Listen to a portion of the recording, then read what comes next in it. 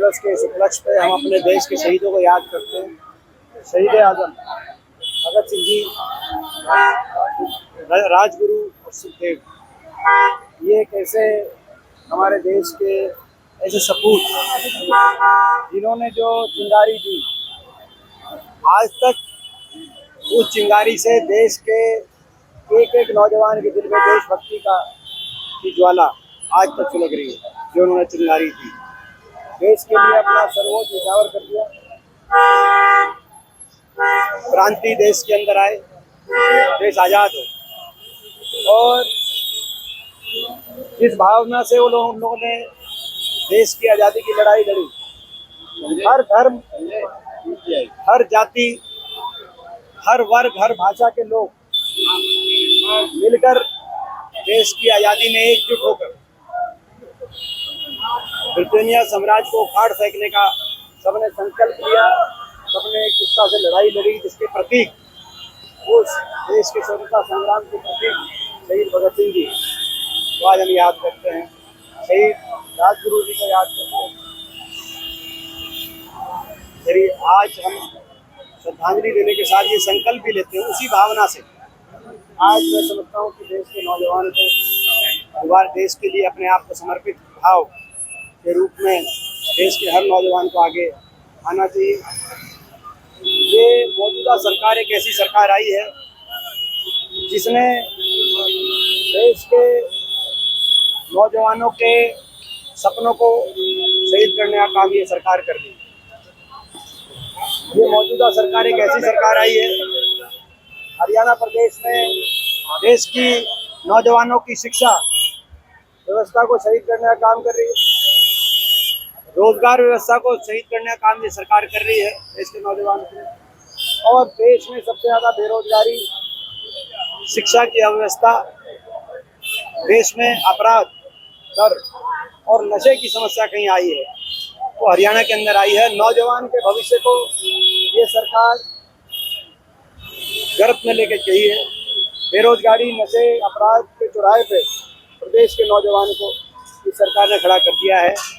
आज हम उस नौजवान के अच्छे भविष्य के लिए भी लड़ने का संकल्प लेते हैं। कांग्रेस पार्टी संकल्प लेती है कि प्रदेश के नौजवान के भविष्य को हम बचाएंगे, प्रदेश के नौजवान के भविष्य को सही रास्ते पे लेके आएंगे। भारतीय जनता पार्टी ये कह रही है कि हमसे बड़ा राष्ट्रभक्त तो कोई है ही नहीं। ये देश का इतिहास जानता है, आप लोग सब जानते हैं।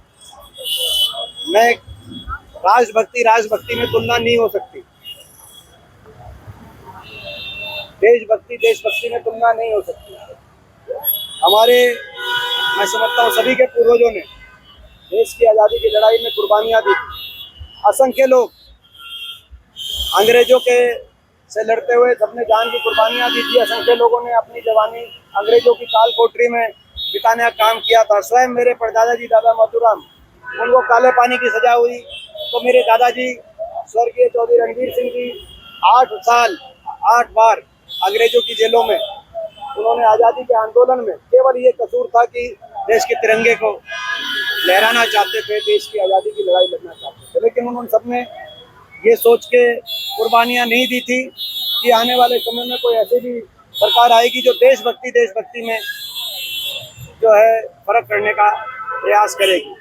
मैं समझता हूँ ना तो हम किसी की देशभक्ति पे कोई प्रश्न चिन्ह लगाएं, ना किसी और कोई अधिकार है देश में किसी की देशभक्ति पे। सब जानते हैं किसने कितनी क्या कुर्बानियाँ दी। दीपेंद्र जी, राजकुमार सैनी में जो शामिल हुए हैं इंडिया गठबंधन में, कहीं हरियाणा में नुकसान तो नहीं हो जाएगा? कोई कांग्रेस पार्टी में शामिल नहीं हुआ है। कल इंडिया गठबंधन कल मेरे को ये जानकारी मिली थी, मैंने जानकारी पूरी ली। 25 पार्टियां अलग अलग पूरे देश की, उन्होंने बिना शर्त के इंडिया गठबंधन को केंद्र में दिल्ली में समर्थन दिया। कोई कांग्रेस पार्टी में शामिल नहीं हुआ। इंडिया गठबंधन मैं इस पर नहीं कहूँगा।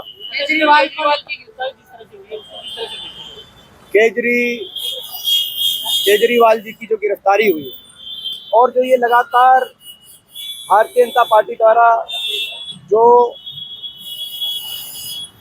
केंद्रीय जांच एजेंसी और सरकारी तंत्र का दुरुपयोग किया जा रहा है, लोकतंत्र का गला घोटने का ये प्रयास, विपक्ष की आवाज को कुचलने का ये प्रयास ये जारी है। किस तरीके से सरकारी तंत्रों का दुरुपयोग करके लोकतंत्र का गला घोटा जा सकता है, इसका नज़ारा मैंने रोहतक लोकसभा चुनाव, पिछले चुनाव में इसका नज़ारा मैंने देखा था। देश ने भी इसका नज़ारा चंडीगढ़ के मेयर के चुनाव की गिनती में देख लिया होगा। और सरकारी एजेंसियों का किस तरह से दुरुपयोग किया जा रहा है, उसका नज़ारा भी देश देख रहा है। विपक्ष की कोई भी प्रखर आवाज़ देश में कोई है तो उसको जांच एजेंसियों के निशाने में लिया जाता है, जांच एजेंसियों का दुरुपयोग करके उस आवाज़ को कुचलने का प्रयास किया जाता है। और यदि कोई नेता भाजपा में शामिल हो जाए तो उसके मुकदमे जो बनाए जाते हैं सरकार द्वारा, वो उसी तरीके से ठंडे बस्ते में चले जाते हैं। जब कोई कंपनी जिस पे ईडी की रेट छापा पड़ जाए, वो कंपनी भाजपा को चंदा दे दे, उसके बाद उसके मुकदमों का पता नहीं चलता।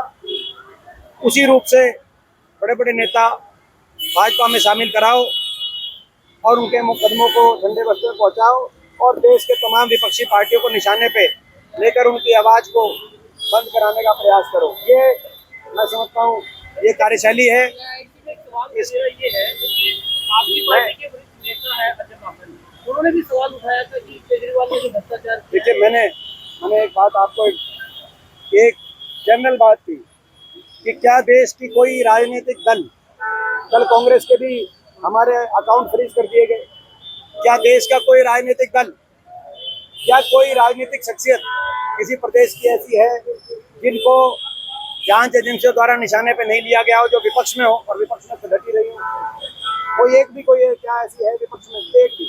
और क्या कोई एक भी भाजपा का कोई ऐसा नेता है देश में जिस पे जांच करने का काम किया गया? जांच करनी है इनको तो इस बात की जाए कि महामारी काल में जब देश महामारी से जूझ रहा था, अपनी जेब से पैसे खर्च करके भी आप भी हम भी कहीं ऑक्सीजन कंसंट्रेटर हम लोग भिजवा रहे थे, तो कहीं आप लोग अपनी जान हथेली पे रख के उसकी रिपोर्टिंग कर रहे थे। हम सब अपनी जेब से पैसा खर्च करके जान हथेली पे रख के देश के एक दूसरे को बचाने की जहाँ कोशिश कर रहे थे, वहाँ वैक्सीन बनाने वाले से वैक्सीन की अप्रूवल से 15 दिन पहले भारतीय जनता पार्टी ने चंदा क्यों लिया? वो चंदा बाकी लोग तो अपनी जेब से खर्च रहे थे, ये चंदा ले रहे थे वैक्सीन बनाने वाले से।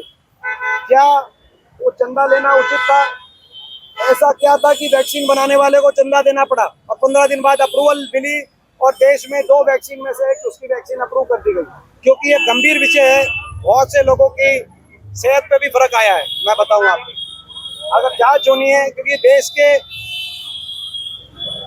हर नागरिक के स्वास्थ्य से जुड़ा हुआ भी प्रश्न है, केवल भ्रष्टाचार का नहीं, अनैतिकता का, तो बहुत से लोगों के स्वास्थ्य पे भी फर्क आया है। मैं आपको बहुत लोग बता सकता हूँ, मेरे को तो कोविड भी हुआ तो वैक्सीन भी लगाई थी, मेरे भी हुआ है फर्क, बहुत लोगों के आया है फर्क। तो क्या ये जांच, इस पे गंभीरता से जांच नहीं होनी चाहिए? अगर जांच करें तो इस बात की जांच करें, मगर यहाँ पे जांच एजेंसियाँ अगर जांच कर रही हैं और निशाने पे ले रही हैं तो ये सारे देश के विपक्ष को ले रही है।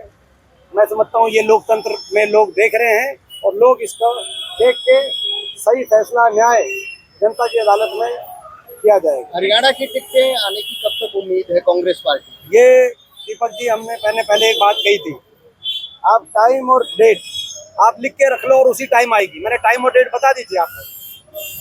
हरियाणा की टिकटें आएंगी सही समय पे, सही डेट और सही समय। वो ऐसा समय और ऐसी डेट होगी कि जो टिकटें आएंगी वहाँ वो सारे प्रत्याशी जीत की तरफ आगे बढ़ जाएंगे। हम वो सही समय और सही डेट पे कांग्रेस पार्टी लागू करेगी। Thank you.